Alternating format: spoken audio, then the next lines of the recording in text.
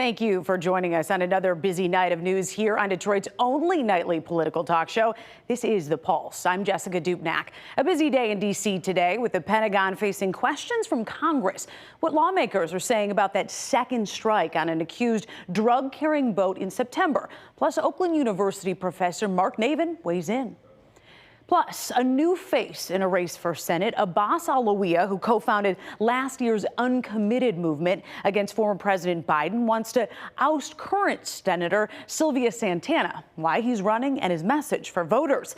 And we're diving deeper into those proposed miles per gallon standard rollbacks. Autoline's John McElroy with the impact it could have on drivers. But we start in D.C. and a break in a nearly 5-year-old case. The FBI arrests a man accused of placing pipe bombs outside the Republican and Democratic National Committee headquarters buildings. 30-year-old Brian Cole Jr. of Woodbridge, Virginia, is the first publicly identified suspect. He is in custody. The bombs were found the night before the January 6th, 2021 attack on the U.S. Capitol. Investigators say they combed through his bank records and saw he bought the bomb-making materials. His car was also picked up on a license plate reader less than a half mile from where the suspect was seen walking the night the bombs were placed. No one was hurt, and the bombs were rendered safe. Let me be clear. There was no new tip. There was no new witness. Just good, diligent police work and prosecutorial work, working as a team, along with ATF, Capitol Police, Metropolitan Police Department, and, of course, the FBI. When you attack American citizens, when you attack our institutions of legislation, when you attack our nation's capital, you attack the very being of our way of life. And this FBI and this Department of Justice stand here to tell you that we will always refute it and combat it. Investigators had been trying to figure out if the bombs were linked to the insurrection that happened the next day. You'll remember that's when Trump supporters stormed the building to try and stop Congress from certifying the president's election laws. President Trump pardoned all 1,500 plus people charged in the attack shortly after taking office this year. And on to Capitol Hill now, where this Navy admiral faced questions from lawmakers about a follow-up attack on an accused drug-carrying boat in the Caribbean Sea. Admiral Frank Bradley spoke to lawmakers in both the House and Senate today. While Republican Senator Tom Cotton says Bradley made it clear there was no order to, quote, kill them all, given by Defense Secretary Pete Hegseth, refuting a Washington Post report. Democratic Congressman Adam Smith says, quote, the order was basically destroy the drugs, kill the 11 people on the boat. Democrats are now demanding the full video of the strike and any written records or orders of directives from Hegseth. And we should point out, several legal experts tell the Associated Press they believe the second strike violated peacetime laws. And the Pentagon's own manual on the laws of armed conflict specifically says striking survivors of a sunken ship is patently illegal. Here's what lawmakers had to say after those hearings. These are narco-terrorists who are trafficking drugs that are destined for the United States to kill thousands of Arkansans and millions of Americans. I think it'd be hard to watch this series of videos and not be troubled by it. So I don't reach the same conclusion that Senator Cotton does. In a second strike, they were killed, and in a third and fourth strike, the boat was sunk. The first strike, the second strike, and the third and the fourth strike on September 2nd were entirely lawful and needful, and they were exactly what we'd expect our military commanders to do. Here to talk about these strikes and the possible fallout is Oakland University professor Mark Navin. Thank you so much for being here.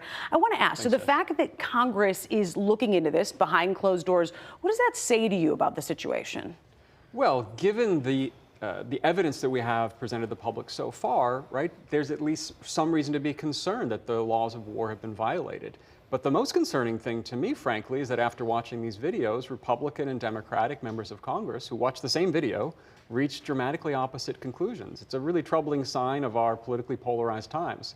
And I haven't seen the video, so I want to be very careful with what I say today. But I I want to suggest that the defenses that Admiral Bradley has offered on behalf of the second missile strike and that other people have offered on his behalf are especially troubling. And indeed, I think they undermine arguments for all of the attacks on these boats. And I think what the quote was, he said, basically, this is what Hegseth said. And that word basically does leave some room for interpretation in moving forward of the specific directives that were given. Well, sure. So one question to ask is, why did the second missile get shot?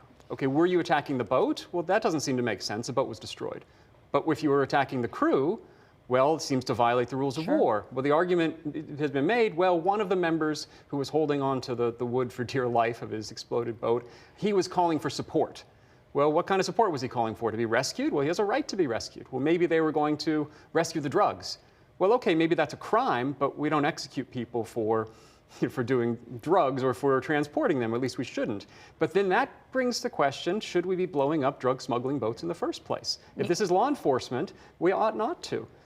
And so let's say Congress does find that there was an act of war that was violated here.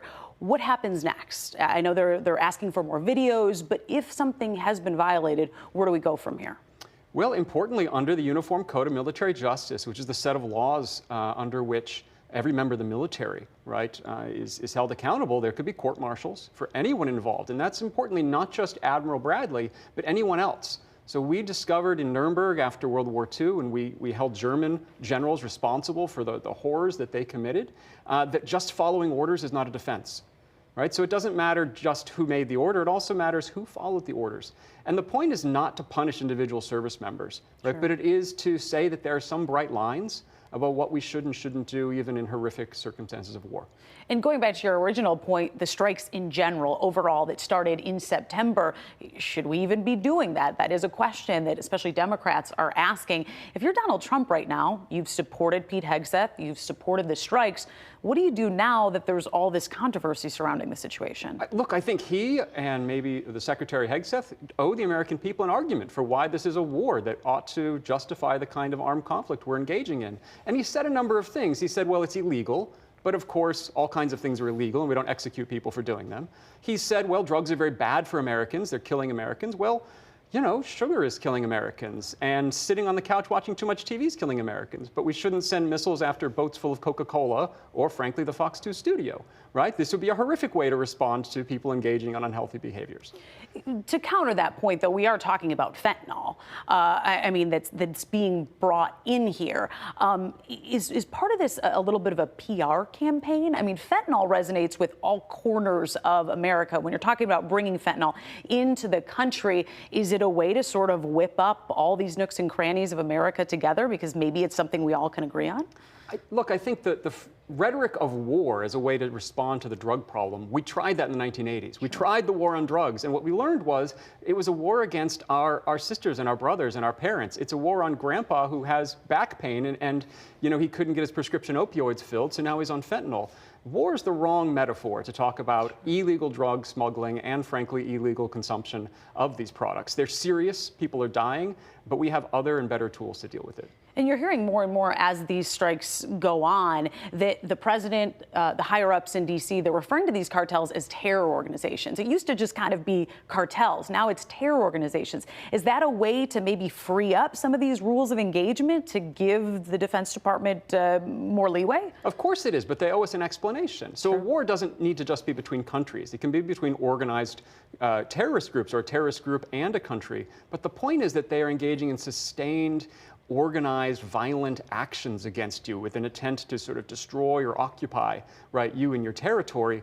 Now, drugs are bad, and the people smuggling the drugs are bad, and they do sometimes harm people, but the metaphor of war doesn't seem to capture what's going on very well there, and also calling them terrorists doesn't seem to capture at least what we know. Maybe the president and the secretary have more information. Let's share it with the American people. Let's hear. If you're a viewer sitting at home and you're watching the coverage, you're seeing the snippets of those videos, what would you suggest people key in on? Is there any part of this that's important to particularly watch? Yeah, I don't know if we learn much from the videos, but I would say we learn from history.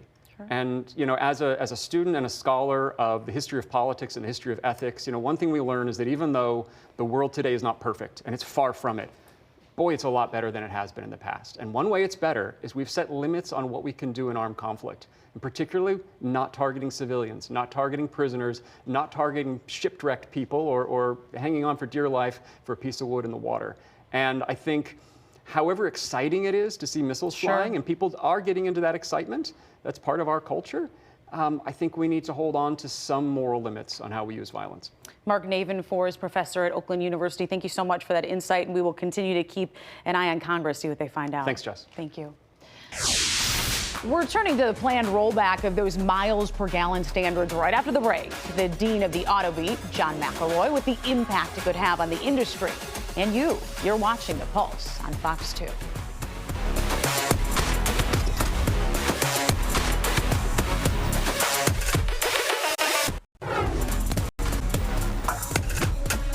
We're back now on The Pulse, looking at all things people, power, and politics. Here to talk about the planned rollback of miles per gallon standards for cars, Autoline's John McElroy. John, good to see you. Yeah, this is thanks. Big news. Oh, it's big. I can't believe it. I mean, this is getting headlines all over the place. But, you know, the president has taken a pretty bold step here. But I'll try to simplify things. What he's essentially doing is freezing the fuel economy standards where they stand right now. There's a lot more detail, but essentially that's what it's coming down to, as opposed to what the Biden administration had wanted, which was a real steep increase between now and 2030. So the long and the short of it is, for the average person, I don't think they're going to see any difference whatsoever from this change. They will see cars still getting better in fuel economy, not as fast as before, same with trucks and the like. But for the average person, I don't see much change happening.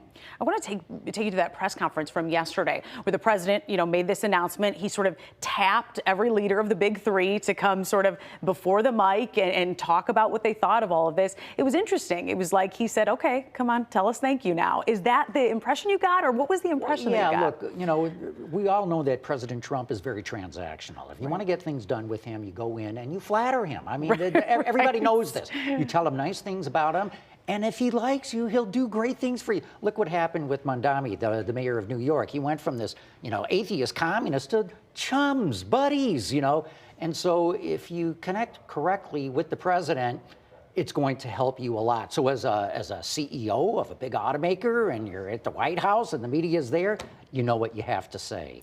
And so that being said, when the automakers get torn in this push-pull between Democrats and Republicans, automakers, they want to plan a decade out. Right. How hard is it to do that when you're rolling back and you're pushing forward? I mean, the planning of it all, that's got to be tough. No, you nailed it, Jess. This is exactly what the industry is worried about. You go from administration to administration, from one swing of the pendulum back to the other. And this is an industry that's very capital intensive. It usually takes years to put new product in place.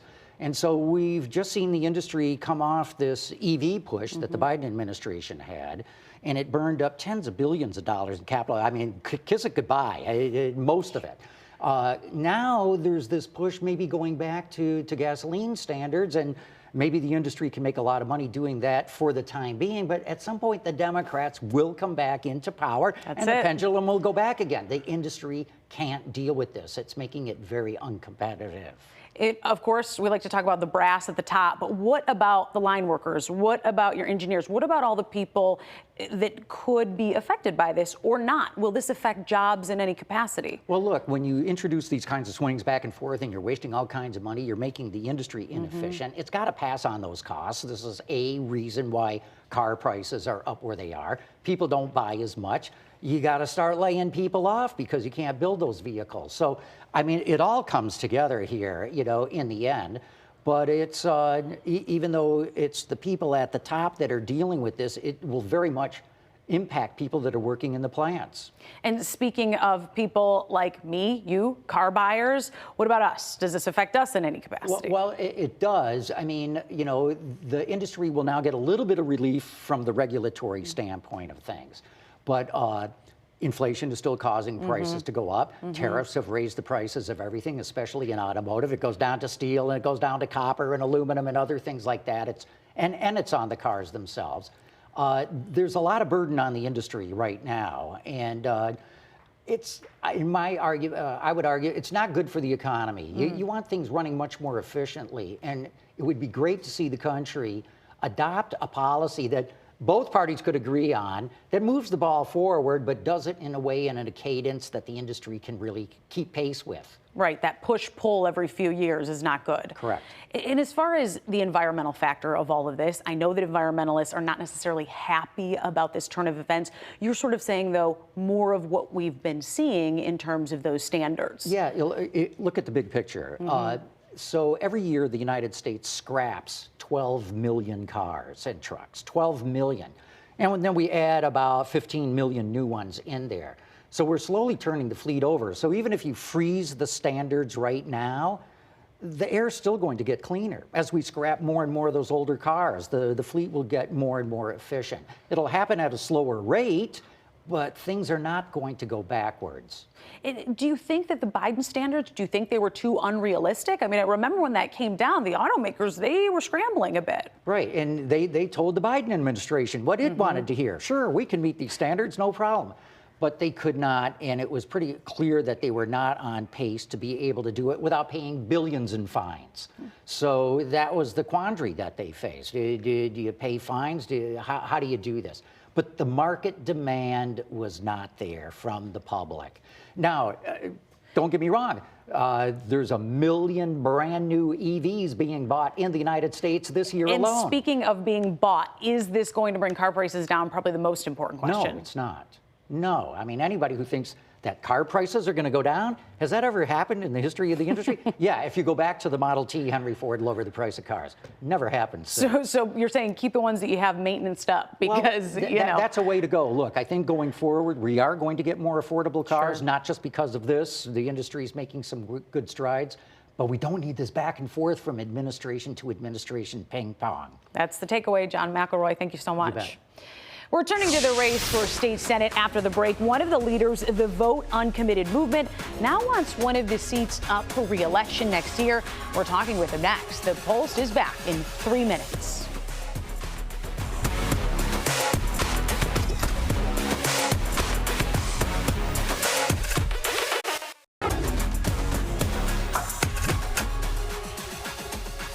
It's People, Power, and Politics. Welcome back to Detroit's only nightly political talk show, The Pulse. Here to talk about his bid for state senate, Abbas Alawiya. He's one of the leaders of the last year's Vote Uncommitted movement against former President Biden. We're going to get there in a minute. Thank you for joining us. I know this is a big night. This is your first kind of unleashing of what you're going to do. That's right. So after years of working on Capitol Hill, behind the scenes as a policy staffer for folks like Congressman Andy Levin, Congresswoman Rashida Tlaib, I moved back home to Michigan a couple of years ago after my mom's cancer diagnosis and helped her navigate her care. And I'm so glad to be back home. I've loved being back in community and away from the swamp of Washington.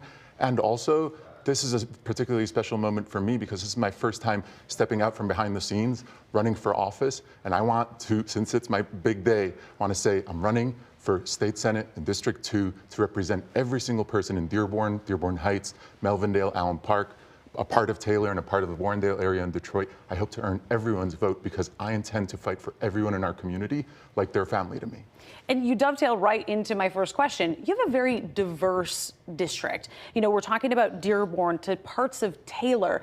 That's a lot to take on. Cultural diversity, for example. How do you plan to address everybody's needs? Right. So for me, I feel connected to every part of this district. My dad's small business is in Melvindale. The first house we came to and we immigrated was in Dearborn Heights.